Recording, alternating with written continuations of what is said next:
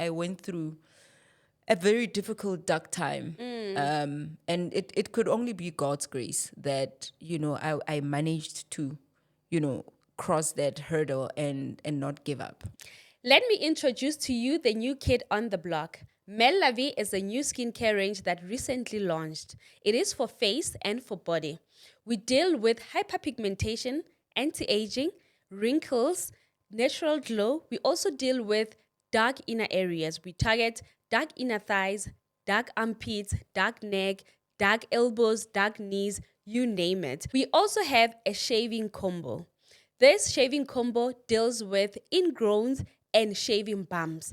Both men and women can use this good quality product shaving range. We've got good actives in our product from glycolic acid, hyaluronic acid, kojic acid, and many more. You can contact us on the WhatsApp number that is popping on the screen, or you can reach out to us on all our social media platforms. We are here for all your skin needs.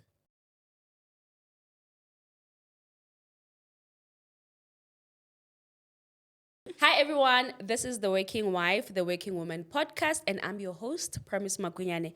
This podcast, it's about women working. It's good to have a man do stuff for you, but it's even greater if you can afford to do stuff for yourself. This is not primarily for like business women, boss babe, people who are on high positions. It is literally for every woman working. Whether you are a domestic worker, you are a side hustle, whatever, whether you are a big boss babe, whether you are in corporate doing admin, being a CEO, it's every single woman that is working. You're just going to come here, inspire the next woman to do it for themselves. Independence is very, very important, most especially in marriages. So this podcast is not for married women. It's for women that are not married and married women as well. But it is really just encouraging because I am the host, which is myself. I'm a married woman, and not the back bit me when I was inside marriage, of which I think that when you're outside marriage, this is your time to actually shine before you get inside marriage. Okay? Guys, you'll have to pardon me with the intro. I'm getting used to it. So yeah, this is like the 5th episode. I'm always like all over the show on the intro, but yes, we'll get the hang of it. I've got another woman, another powerhouse of a woman, and just backstory. I have hosted her on the very same platform, on the very same podcast. No, not the same podcast, the same channel. Remember, this channel has got 2 podcasts, Own Narrative podcast, which airs on Wednesdays at 1 p.m. It's about marriage and family dynamics, and then this is a new segment that airs Sundays at 6 p.m. So this beautiful lady, those that have watched her video, you'll remember her face, and her name is Botshelo. If you have not seen her video, please, we just encourage you. I'll ask the production also to just put that clip of her Own Narrative podcast video, So today we're going to see the other side of her. Women, we are so multifaceted. We are just powerhouses. Welcome. Thank you. What a long introduction. It's okay. Thank you. I just trend happy. Do you think you're going to turn again? No. I can't go back to get a full package of who you are, backstory, No, but I don't mind. I mean, it was a good interview. It was. Yeah, those who haven't watched it, I think they should go and watch it. Yeah. You trended. I did. Guys, it's one podcast that actually trended across Africa. Yeah. There were people in Nigeria who were calling me, DMing me, people in Botswana, people in Ghana, people in Chicago. It was busy. Yes. It was busy. And I think the most part that trended was the pizza part. Yes. The pizza part and the missing of the X part. Remember, blogs will do what blogs do. Yes. So they took snippets of the interview and made it trend. And other people went and watched the whole interview. Video. But other people just, started pushing their own narrative based on just the short clip. Yeah. And I think that's what made it so popular. Yes. It was sad, but it was also like getting people to talk, and I think my whole point was that we need to start having uncomfortable conversations 100%. and we need to start being accountable. There's nothing wrong with saying I did a mistake. I owned up to it and this is where I am. But unfortunately, other people want to behave as if they don't do anything bad or But it is what it is. Yeah. And one thing you did on that podcast was to take accountability I of your did. part. I did. Like you say, people just took snippets and ran with it. Yeah. And others that are just vile, they didn't take time to go and watch the whole episode. And they called me names, and apparently I'm not even marriage material. Yeah. Nigerians were made. They were like, stupid woman. But there were other ones who were mad, and there were other ones who saw the interview. And yes. I mean, I got one guy who sent me a DM. He's like, you know what? I could have bought you a pizza shop. Ew. You didn't have to worry about buying a small box. Like, So yeah, no. yeah.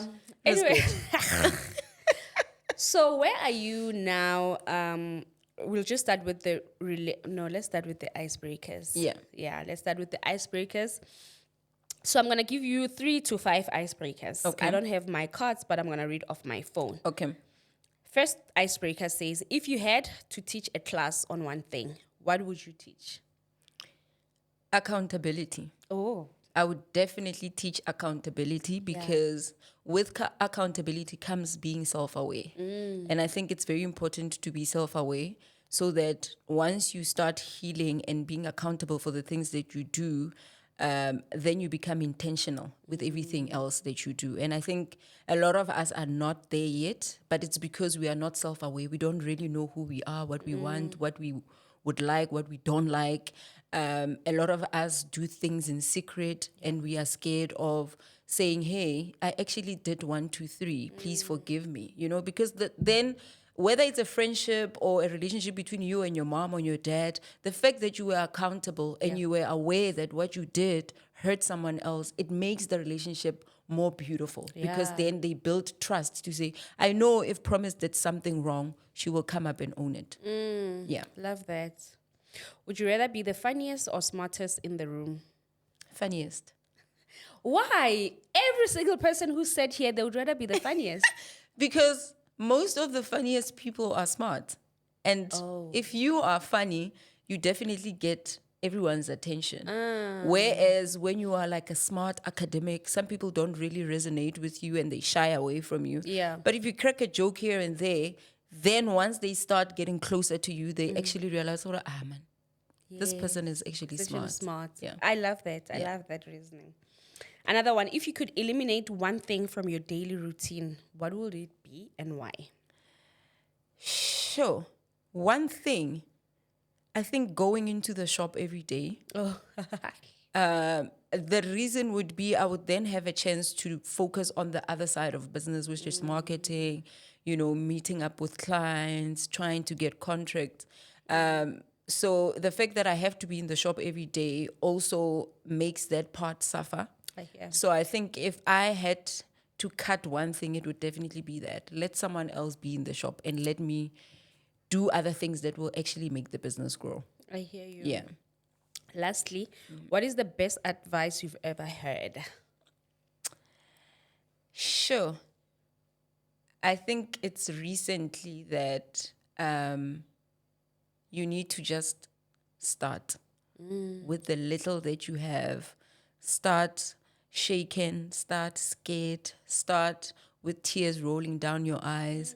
Whatever it is that is happening, just start, because you'll never ever have the perfect time to do something. Yeah. Love that. Love that. True. So where are you from the last time? I must say you look very, very good than the last time I saw you. I don't know if it's good or better. I don't know what is there. Like you look more alive. Yeah. Than the last time. Yes, which is true. Very much. Do you see they're even nodding in the studio? Yeah, you are like live now. I love that. Thank you. Yeah. I'm in a very good space. I mean, the last time I was here, I was struggling both in my personal life and in my business. It was a tough time. It was a tough time. I was actually homeless that time. Oh. Yeah. I was crashing at a friend's place. I was broke, flat broke. So I'm better. I'm way, way, way better than I was the last time. So, and it's good. I go to gym now. I'm more cautious with what I eat. Yeah. I've started reading, which is doing wonders for me. So I think I can also feel the change. It shows in your skin, in like how you're carrying Yeah. yourself. I also see on WhatsApp, you're just alive. I'm alive. Yeah. And it's good to be alive. It's because good. I went through a very difficult, dark time. And it could only be God's grace that, I managed to, cross that hurdle and not give up. Yeah. Let's talk about your business. Tell us about your business. What is your business and what do you do? Okay. My business is agro processing. So Patung. what? Wait. Why is it I interviewed in Divu Maloba. Kir umashonisa are macro what? What is that? Hey! I was yes. Okay. So it's instead of explain it how you want to explain it. Now I'm just being funny here. okay. So it's agro processing. I sell chopped vegetables, fresh, pre-packed vegetables. I just introduced a new product, which is frozen fruits for smoothies. Because my initial plan is to be a one-stop shop of convenience, of people who really want to eat balanced meals and live a healthy lifestyle, but they don't really have time to prep the vegetables and the fruits. And the most beautiful thing about what I do is that the vegetables are fresh. They are. Yeah. I've seen the reviews. Yes, they are fresh. They are cleaned. They are pre-packed. We cater for events as well. So you are hosting people and you want vegetables that are chopped, we can assist. We've got beautiful packages for funerals as well. So yeah, basically that's what I do. I'm into agro processing. Yeah. So we'll take it from there. So when do you start the business? You've started it in the marriage. I thought it was for both you and your husband. No. I don't want to talk about my ex-husband today. No. but I mean, how did you start the business? I started the business while I was married. Yes. While I was heavily pregnant. And the idea came from the fact that, the chopped vegetables are there in big retails, but you won't find anywhere where they sell a chopped spinach, 1 kg, or chopped cabbage, 1 kg. It's all, I think the biggest bag is like 750 grams. Okay. And I saw the gap and I said, no, what about a family that is Baba 6 or 7 and they also need the service? Instead of buying 750 grams, why don't we just make 1 kg? Okay. And that's how I birthed it. And it was also convenient at the time because I was pregnant. So me having to test it out with myself, if I go to work, because I was still working at the time, I was still in corporate. If I go to work and I've got these pre-packed stuff in the fridge, how long will it take me to get home, cook, and dinner be ready by 7? Instead of getting into the kitchen, chop up pumpkin or Your pumpkin, yona. So also I looked at the aspect of cutting the prep time in the kitchen, especially for working moms or working husbands, and that's how the idea came about. I was just fortunate that I was still married by then. My husband was very helpful. He was like my delivery guy, so I would prep the stuff and he would go and deliver it because I was still pregnant. The business bloomed after I gave birth. So I didn't really have time to be chopping and delivering. So he was a great help when it came to that. Yeah.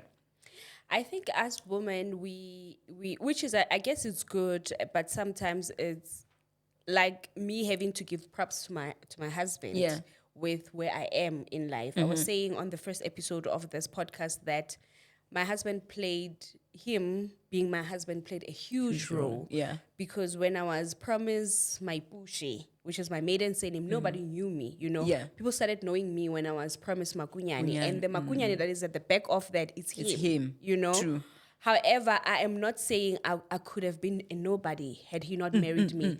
But I'm just saying I'm here now and I acknowledge Because of the help. that. You understand? And I think it's important It's to very give them important. the props because they do help, they do sacrifice, they do pump in capital wise, and I think it's I always say when you are married to a man who takes care of you and your business, I think it's the biggest blessing because you find people who are married but they don't have supportive partners. So if you have a husband who is saying, baby, go, I'll be here, go, go. We need to give them props and we need to acknowledge them because what they do is a very selfless thing. Yeah. And we at the same time do the same for them. Like we actually sacrifice more for them, even though it won't be capital wise. Our time, our even compromise ourselves. West all the time. I almost said all the fucking time. But time is up, okay? So, your first client. Tell us about your first client. Who do you sell first? How do you market? Well, marketing for me started on social media, on Facebook. My first clients were the people actually that I was staying in at the estate at the time. So my client, when I started the business initially, I was looking at working people. Yeah. People that don't really have time to spend in the kitchen. I think that was my biggest customers in my head, right? But as the business grew, I saw that there's a need for vegetables that are chopped, for funerals, for events. And then that's when I tapped into that space. Yeah. But right now, so far since the business has started, social media has been the number one marketing platform, and it's worked. Yeah. It's worked. Especially, what is the platform for you? I always say, especially TikTok. For me, no, it's not TikTok. I am not that big on TikTok yet. Yeah. Hopefully, I will be after this episode. But my biggest platform is Facebook and Instagram. Facebook? Yes. You know the way I've deserted Facebook, and I get a lot of clients on Facebook. A lot. On Facebook Market or just on your profile? No, just on my profile. I've created a page, and I get a lot of clients there. I get a lot of people in government from Facebook, people that are in supply chain departments. They've really said, hey, I saw your business on Facebook. I'm so and so. So I don't desert Facebook because, it's worked wonders for me so far. Yeah. So you market online. Yeah. You market on digital social media. Yes. When is your first break where you say that my business hit or whatever, went viral? Or a moment where you were like, okay, this is working? I think it was a time when I reached out to Lebo, Funny Chef, and I obviously sold my business to her. How did you reach out to her? I think I commented on one of her posts. She's very popular on Facebook as well. And I commented because she's got this thing where she says advertise. I'm not quite sure which day of the week. And obviously all small businesses that follow her would advertise what they do. And I posted there and I commented and I said, I would love to send you a box of vegetables. She's a very beautiful soul. She's always open to stuff like that for small businesses. And that's how we met. I created a box for her. Yeah. She actually came to my shop to receive. Yeah. And we took photos and obviously she posted and I posted. And then that's when people started noticing the business. And I think a few weeks later, I got a call from someone in the Mandela home. Mandela? Yes. Sure. And they were, I don't know if they were doing packages for some kids' home or something like that. And they ordered it was a big order. Yeah. And yeah, I think that was the biggest orders that I did back then when I started. And obviously now through the years, I've gotten other big, clients. Recently we did a big order for Farming in Hills, which is ran by Kamu. Who's Kamu? Why am I forgetting Kamu's surname? Kamu, man, the lady that she does a lot of TV as well. She's a presenter. But if you Google search Farming in Hills, you'll see who I'm talking about. I'm sure you know her. She also came the first time with a big order. I think I see. So yeah. It's been good. It has its it's like any other business. Yeah. what does your day look like? And now we're going into you now having to chop. Do you chop them like this, or you've got machines that are just because I'm like, You'll see our cuts. They're Yeah. very beautiful. They're very almost the same. There's detail into what we do. We don't just Okay. chop. And if you put ours to a big retail chopped, you'll see the difference. can we have the box? Let's see You'll the see the difference. difference. So yes, we chop with our hands. We've got specific knives that we use. Okay. I'm still yet to get into chopping with machines. Yeah. I've tried the cabbage machine. I didn't like how it comes out. So for now, the knives and our hands are working because obviously the people that work in the kitchen, I train them. Yeah. But this is how you chop the onion. This is how you chop the butternut. This is how you chop the carrot. So it's not just a matter of you coming in and chopping. No, there's a way that I do it. Did you, because obviously you just thought about the business. So did you go to school or you just have been researching? No, I do research. Yeah. YouTube has been a big help. There's a specific lady that I would say she's my mentor. She's in California. She does exactly the same thing. Okay. But obviously she's in a big scale. So during my research days, I found her and I reached out to her and I said, I think I reached out to her maybe 4 months, 6 months after I've started because I didn't want to go to someone and say, I want to do this. Please help me. Yeah. But there was no evidence, you know? Yeah. So I started the business. I took pictures. I showed her, this is what I want to do. I see you are doing the same thing. Can you please advise? And she's been a great help. She's been a great help. So, yeah. Like, is it meat? It's vegetables that are fresh. Something like. That's how the shop smells every day. Everyone walks in and, are you cooking? And I'm like, no, I'm not cooking. Hi. They're not cooked. Guys, so this is the packaging I bought. It's not for free. I bought. This is the packaging, ready chopped veggies. Do you also Yeah. sell on your website? I don't have a buying option on the website. The Yeah. website is basically like a one page just to show you what we do, who we are and stuff like that. We are still yet to go into the website option because I think it will work best for Joburg based people. Yeah. Yeah. So We'll it's go into how you deliver and everything like that. Now, Yeah. let me see the box. no problem. It smells so good, guys. So, and they're so fresh. I'm glad that I didn't even tell you what to bring. I No. wanted these. No. Mrs. Laura. Okay. Thank you for choosing us. Okay. Ready chopped veggies, their contact number and everything. Okay. Do you see how it's packed? Guys, you know what? Why you didn't kanama, kani? You know, it's like you're already cooking. Guys, this is how, I don't know, yes. This is how they look. Yeah. And I just gave you an extra pineapple just to see how the smoothies stuff look. So it's frozen. No, it's frozen. So it's pineapples, guys. It's Red onion. red onions. It's Butternuts. butternut. Can you see how that butternut looks? Precisely cut. Thank you. And clean. Thank you. Guys, basadi ba bereka ka mo ntle ka mo. O sa re he mokone a mpha tšhelete. Tsamaya ka cabbage, o chop rekisa. These are sweet potatoes. Sweet potatoes. Yeah. I'm so glad that you brought these greens because I'm trying. I'm Are trying you my trying to best eat with being greens? healthy. No, You know, yesterday I those went will to help you. Woolworths to buy some veggies. I was like, they'll bring them tomorrow. Let me leave them, guys. You know, eating healthy is such a Yeah, big thing.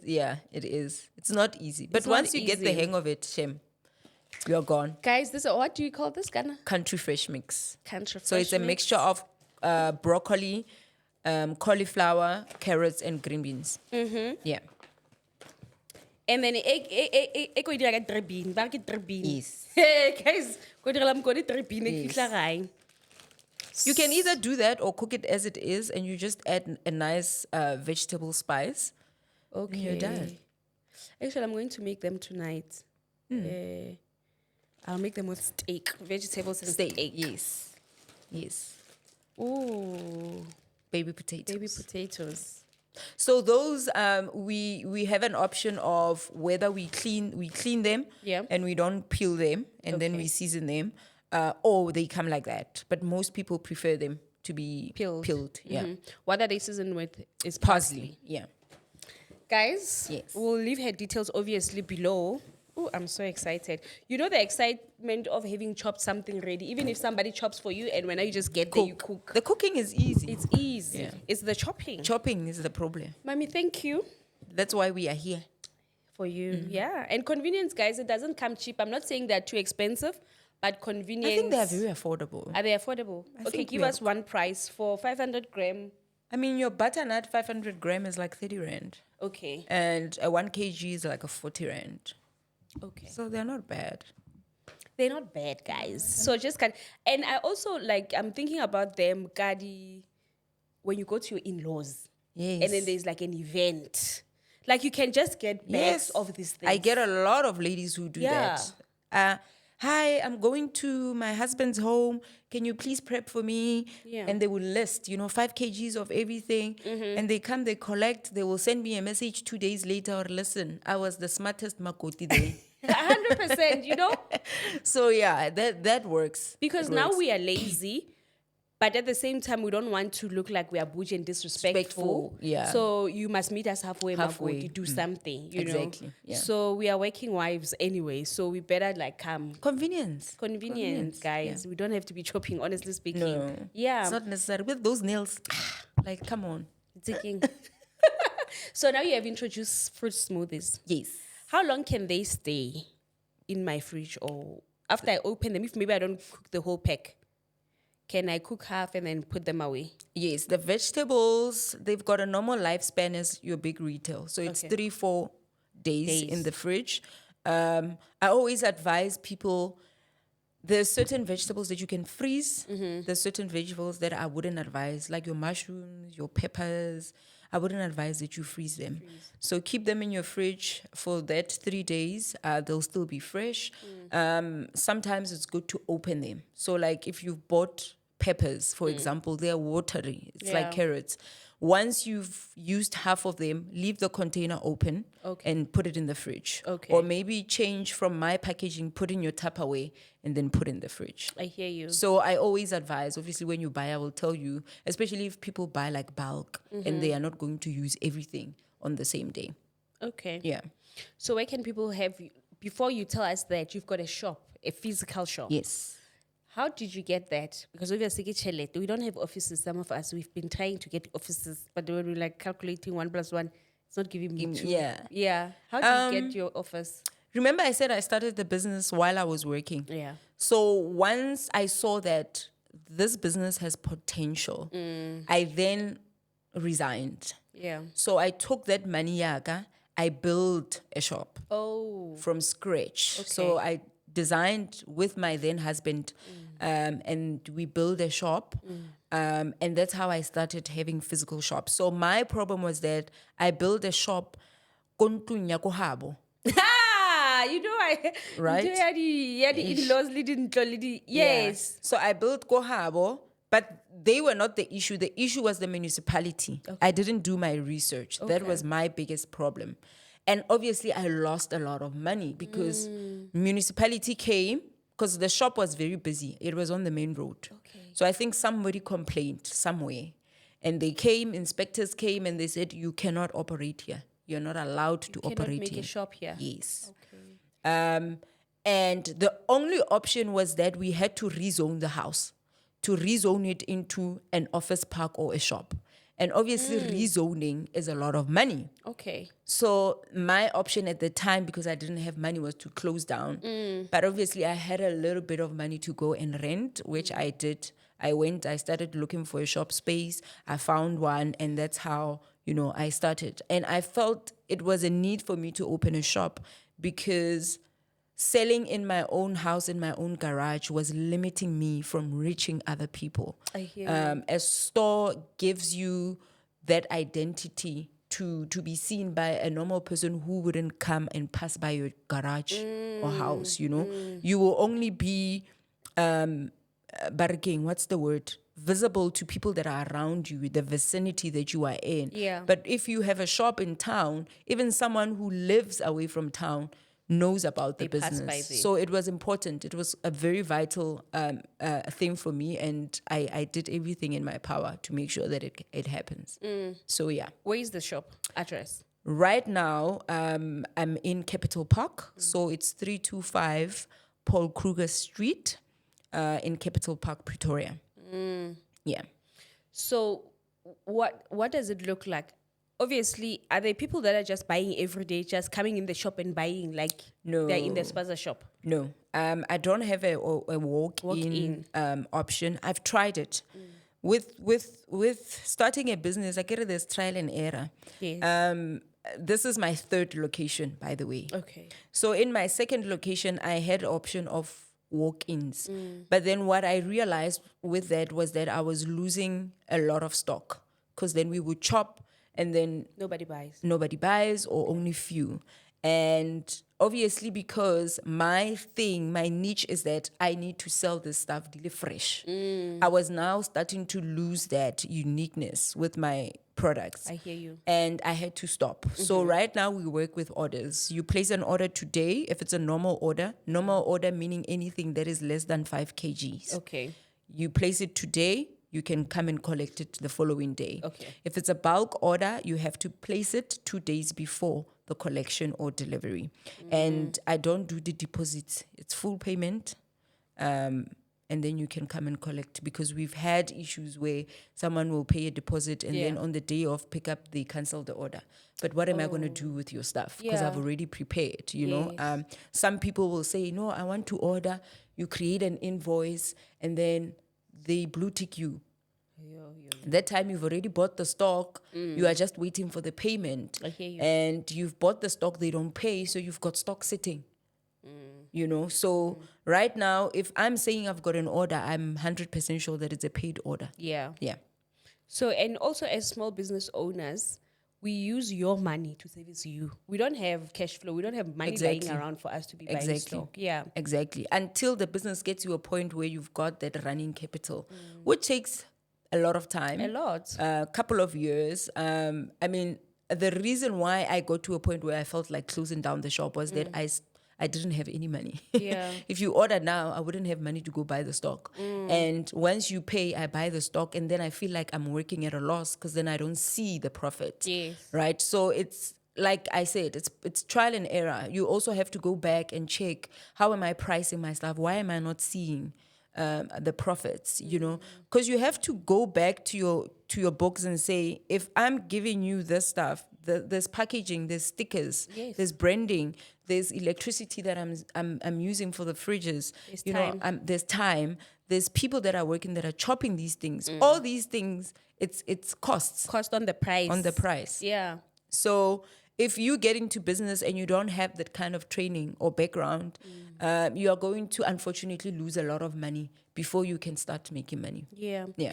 But don't you think, though, Jorge, especially as people that don't have backgrounds or you're starting small, you just have to fly the plane as you are building it, you know? No, of course. But what you cannot really fault, and I'm glad that you told them that in the pricing, you need to know there's packaging, there's this, there's that, because you cannot really just be changing prices like you are. No. You know? No. So the price, you must just get it right from the start. The other ones will just be trial and error as you go. And it obviously depends on the industry or what you are selling, right?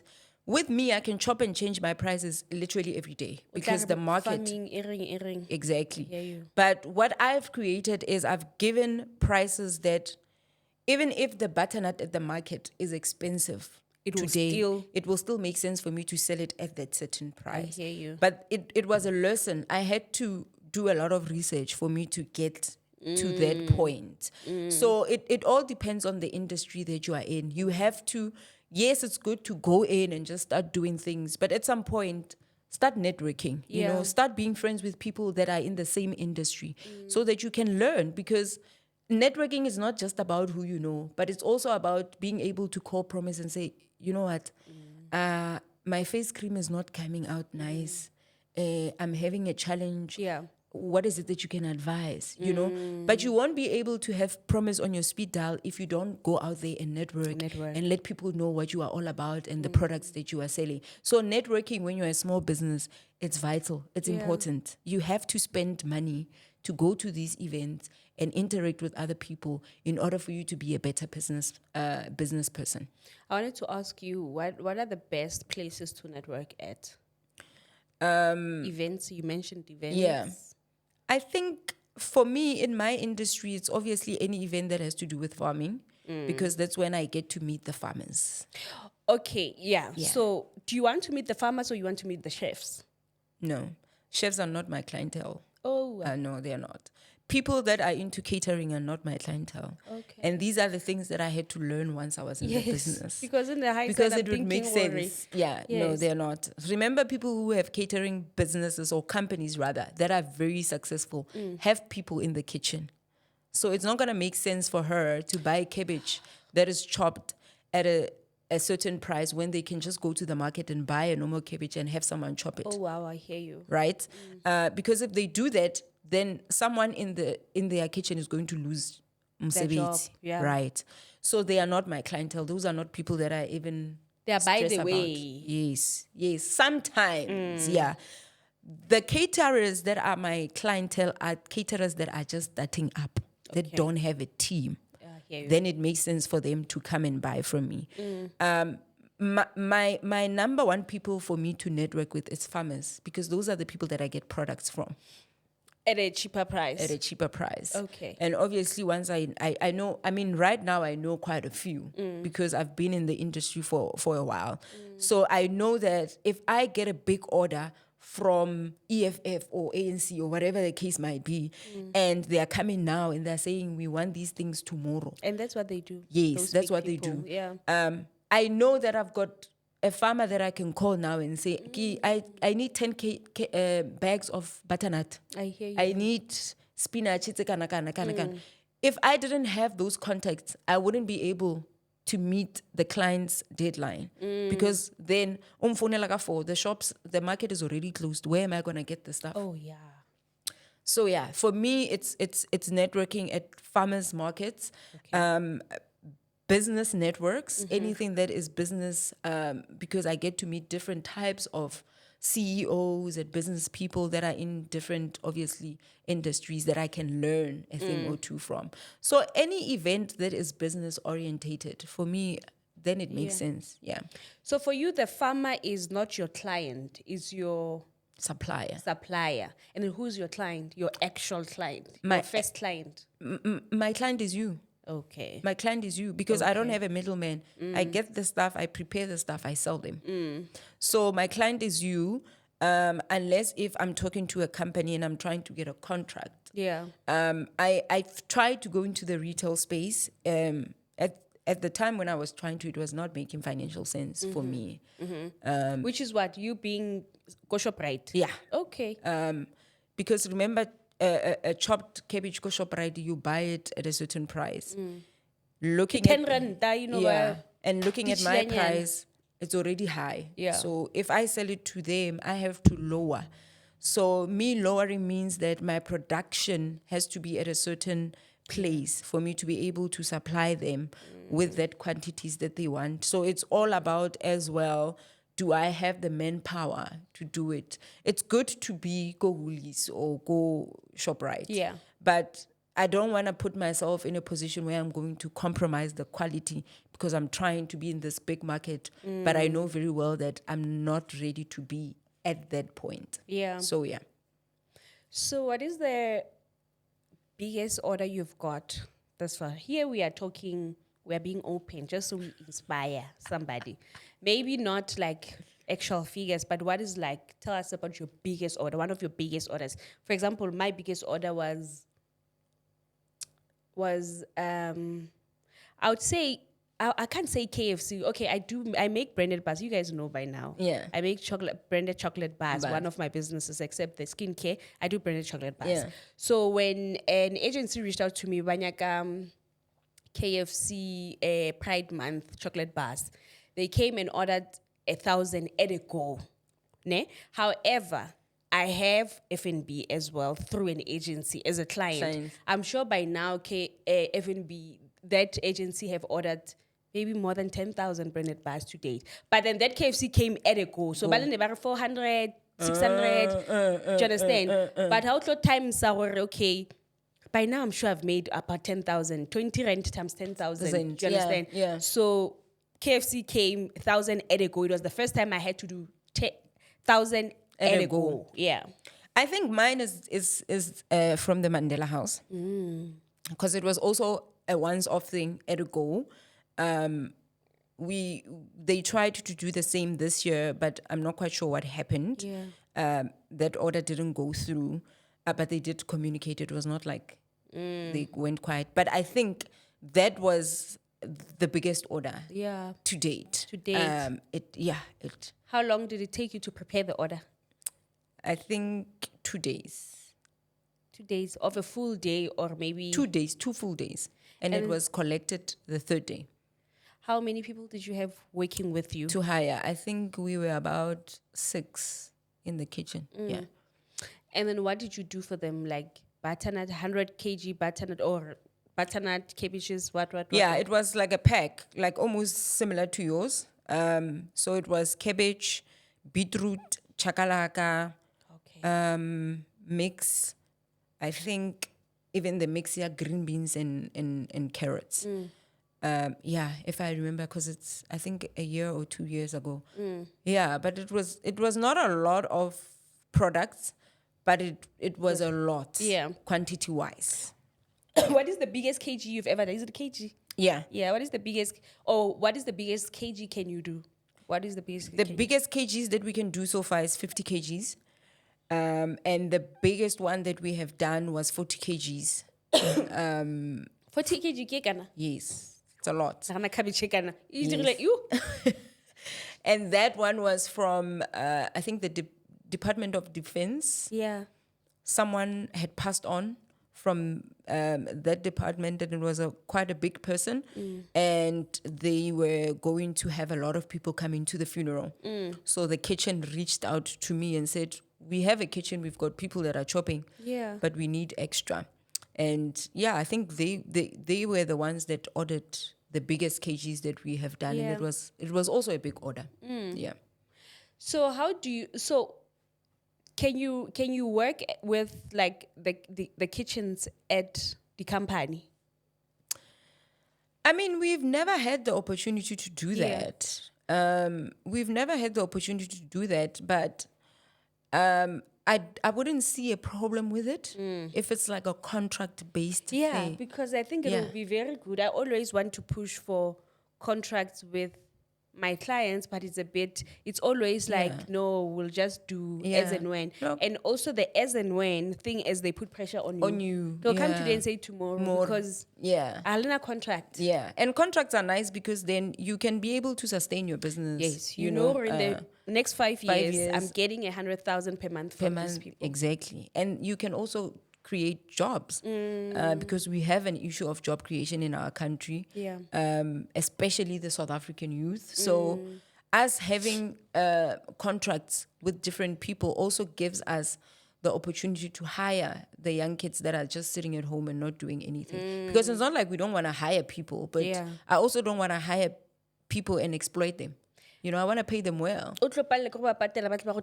Exactly.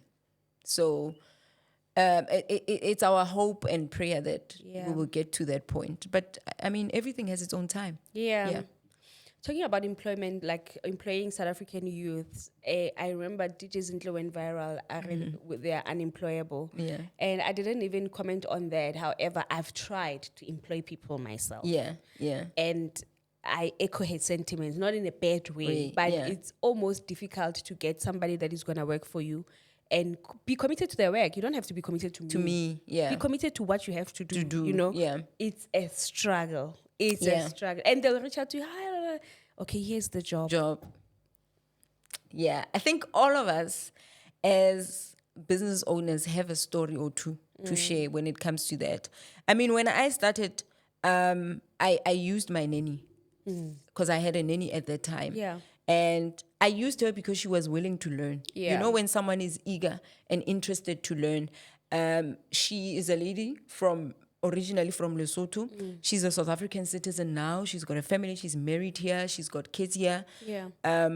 And the eagerness is the thing that made me hire her. She was hired full time in my shop, right? So she left being a nanny, and she came and obviously that also elevates her confidence. Yes. You know, it elevated her self-esteem. She just became someone who was bright and excited about Working life. in the office, right? Yeah. And when we moved shop, obviously the work was increasing. We needed extra help. Bona, I was very, very clear that I'm not hiring any foreigner. I'm hiring South African youth. And they would come and say, hey, I'm looking for a job. Please hire me. I mean, you hire someone, you show them, you train them. I would give them even uniform. Like I would give them T-shirts. Oh my gosh, the expenses. I would make sure that everyone is the same in the shop. I would provide breakfast and lunch. Not that I was buying them or anything, but I believe in creating a healthy working environment, and I know that if you are working and your stomach is full, there's no need for you to slack, So I would make sure that there's coffee stuff, there's tea stuff, there's bread. I would make sure that around lunchtime I go out, whatever that I'm eating for lunch, they would eat, If we are working late, I would make sure that I drop them off one by one. I would make sure that they had dinner at work. But with all that, they will still steal from me. They will still, after you pay them, they will not come to work. Like if you paid them on a Friday, you are sure that Monday they're not coming to work.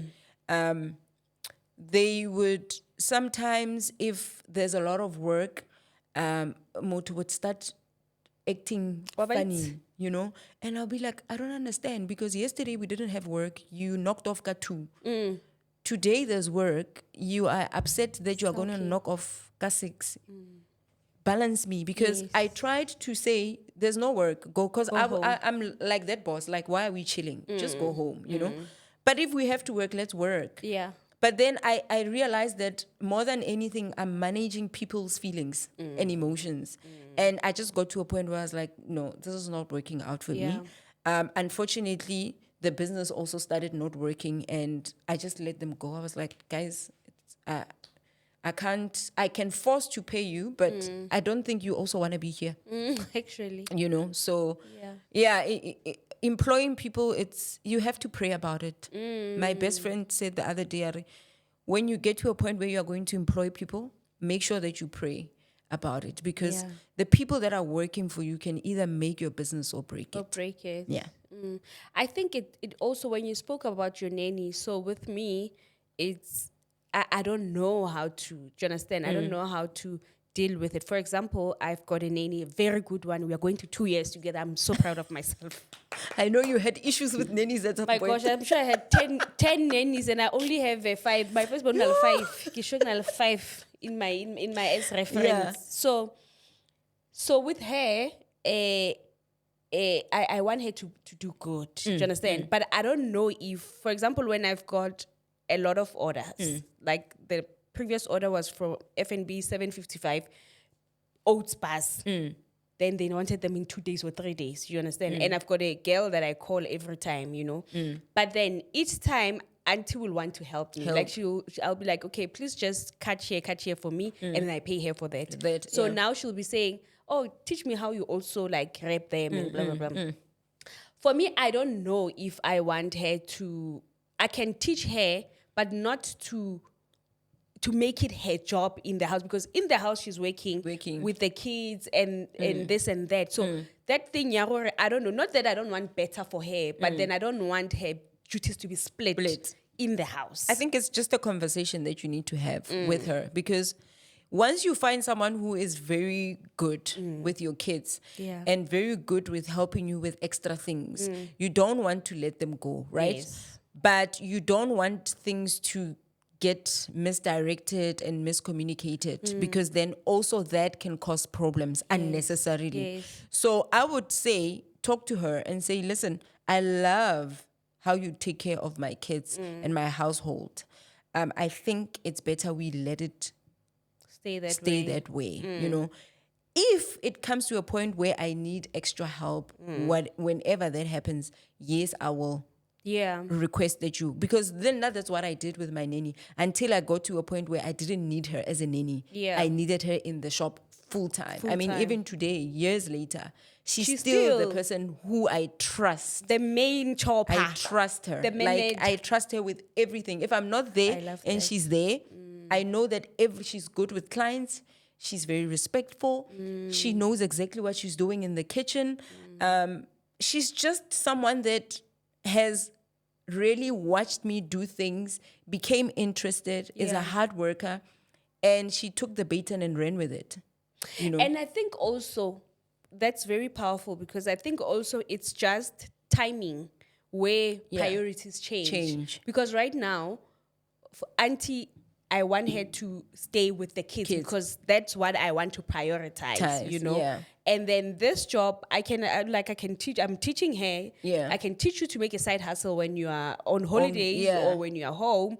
But I don't want to teach you to do it here. So I even asked her the other time I was asking her if she's happy, blah, blah, blah, what does she need? She was like, no, she was like fairly less than 6 months that she's struggling with paying the kids' school fees, you know. So I'm thinking that, okay, what is the problem? The problem is money. Right? Okay, let me pay your kids' school fees. So I was like, okay, I'm taking over your kids' school fees. You have your salary. Then I will pay monthly the whole year for your kids' school fees. Back in Zim, there are 4, but I'm paying for 3 because the other one is young. So I'm paying that. Okay, what else do you do? Okay, set up a business. Okay, what? Polish for the stoop in Zim. I said, okay, I'll buy you your first stock. Because anyway, now your money, you're no longer paying for your kids anything. So we'll buy you the first stock, and then you take continue. it there. You send it home, and then they sell it to make bread money every single day. So that's just my chat. What is the problem? Money? You want an extra money? Let me give you, and you just focus on the kids. That's amazing. Yeah, that's amazing, and that's how you also learn to earn someone's trust. Yes, because you know when you are not there, you are 100% sure you don't have to worry about anything. My friend, that's just that. You know, because this person has really shown you that I'm here for whatever it is that you need. So. I think that's amazing what you've done for her. Yeah. But just have that conversation with her. There's nothing wrong with having a conversation so that she also knows and doesn't feel somehow, you know, because when we don't communicate, we leave a room for people to speculate 100%. And we don't want that. Yeah. Hey, and my nanny is she's just amazing. She's just amazing. Yeah, no. You know, the more somebody do what they're supposed to do, the more you freely wants to make them happy. And as wives, not ex-wives, as mothers, really, we are working for our kids. For our kids. So if the biggest, but that was my husband. Actually, for me to start paying for her children's school fees was my husband, Ari. Because I was like, when she was like, my kids' school, now it's about my nanny. She was like, she's still a woman. We're empowering other nannies and other moms that has got nannies. So when she was like, she's struggling with the kids' school fees. So my first instinct was that, okay, I'm going to increase her salary. So my husband was like, don't do it like that. Ask her what she would want. What she would want. Yes. What is her struggle? That's when she said, okay, she just said she needs money. That's when I was like, I'm going to give her more. My husband said, no, ask her what her issue is. She was like, the kids' school fees. You see how powerful communication is? Yes. Because had you not opened the door of communicating, you wouldn't know. And that's what a lot of us as women and wives and working women, we do in our homes. Yeah. We get people to come in and look after or help us with running the home. But we don't really open the door of communicating and making them really feel comfortable. You know, I always said, because my nanny would, when we get extra help, right, in the shop, I would leave the extra help people to her. I'll be like, this is a new person, please teach her what I want. Because she knows what I want. She knows you. And after that person leaves, she will call me 2 days later, yo, wait till that person na magetso hore how kanto o boso e bang e berekang le rona e bilo re fa dijo. And I always say to her, I'm like you. I'm exactly like you. And I've been exactly where you have been. I never want anyone to walk into my shop and work and leave feeling down ekare Less. like mo gatella, like they are nobody. No, love that. I want you to leave my shop feeling like if she can do it, so can I. I love that. You know, Yes. there's no need for me to buy KFC ka lunchtime and then come sit in the shop ke tlotle le lona when you are not eating. Who does that? That is not right, right? But I'm not doing that because I'm stupid. No, I'm doing it because I want to show you that if you are in my shop and you do what I need you to do, Yeah. I will take care of you. You know, I've had people who worked for me for one day and they call me and say, you know, my husband is doing this, I'm struggling with it. And I would go out of my way and help them. Because I understand that the day I need those extra help or extra hands, Yeah. fast, she will drop everything and come. Right? Because I've Yes. created that bond with her. Yeah. So I think it's important as women that we need to be kind to each need other. to. We need to be very, very kind and understand that there's other women who come into our homes by imetswe. Yo, that's powerful. And hemoto aimetswe, there's a reason why God placed them in your home. And if you have the power and the means to help them and you turn a blind eye and you are expecting that this person will be in their right state and teach your kids and smile with your kids, you are doing a disservice to your kids. To yourself. Yeah. Yeah. So I think it's a very important thing to open the door and let someone be. Yes, you get those people who take advantage, but let's talk about the good ones. The good ones. Yes. Yeah. I love that. And I this is me saying now I want to have a conversation with a nanny, a working woman, a working wife who's a nanny, because or a person with her nanny like that, because it took my nanny for me to see what you're saying, that the people we let in our house, it's that. Yes. But then you just bypass that. Like you just look at her as a nanny. You know, until you sit down with her and then she told me, no, this is the issue. And then my husband was like, you can sacrifice. Yes, what you wanted to give him, her, is more than like a fraction, a small fraction. You wanted to give her a small fraction as an increment. You can sacrifice this 300% more for her. Because you have the means. I have the means. And you are in a position where God is pouring into you. So, and once you start doing that, this is how God moves in a very clear way that we don't really want to understand. Once you start moving in a way that favors his kingdom, there's no way that you will lack. You're right. And people don't understand that. We don't understand the system. You see, yeah. How it works. There's no way that you would lack when you have made that commitment with her. God. Yes. I need to pay this woman's children's school fees. Per quarter. Exactly. So there has to be money all the time. There has to be provision for this thing to happen. And look, we are wrapping up now on the nanny situation. So look, now I am able to work. I never had a nanny where I'm able to go and sleep over and do work somewhere. Now, look, I went to Zanzibar for a whole week. I did not think twice about my kids because she was there. So I'm able to work more because she's there. So when I work more, I make her feel okay, her children okay. We are all happy. We are happy. It's a family. It's a family. Good. Like, that's so great. Yeah. Anyway, it took you to come for us to speak about this thing. However, any thing you want to share about your business that I did not touch, you want people to know about your business as we are rounding off the conversation? I think we've touched the most important thing of what I do, where I am. We do also offer delivery services. Yeah, please speak about that. For people that are in Rustenburg, Northwest, and people that are in Joburg. Obviously, it has to be a group order or a bulk order for us to deliver. Either we deliver or you can use an Uber to come and collect your package from the shop. But one thing I would like to say to people that are starting into business is that don't think that when you are going to start a business, you're going to have money. You are probably going to be broke for the first 5 years. I'm sure. You are going to have to change your lifestyle. You are going to go months without being able to buy yourself a bra or a jean. It's a reality. It happens. And you have to be mentally fit and ready for those changes because they can either make you or they can break you. You will get to a point where the business is not doing well. You're not making money. You are posting. You're not getting sales. It does get there. But it's business. It's like life. It has its seasons. Yeah. Right? What you do in your dry season is very important. Because if you are not, if the lessons are not shaping up your character to be strong, to be resilient, to be self-aware, once you start making money, you are going to lose that money fast again. Very fast, yeah. So surround yourself with like-minded people, with positive people. Don't start a business because you think your friends or your family are going to support you. Don't even look at those people when you're starting When a you're business. starting, right? Not Yes, in a bad way. They will No. support you. Yes. But they are not the only clients. Yeah. Right? Don't be shy to spend money in investing in your business. If it's branding, I always tell people I will always pay money for branding.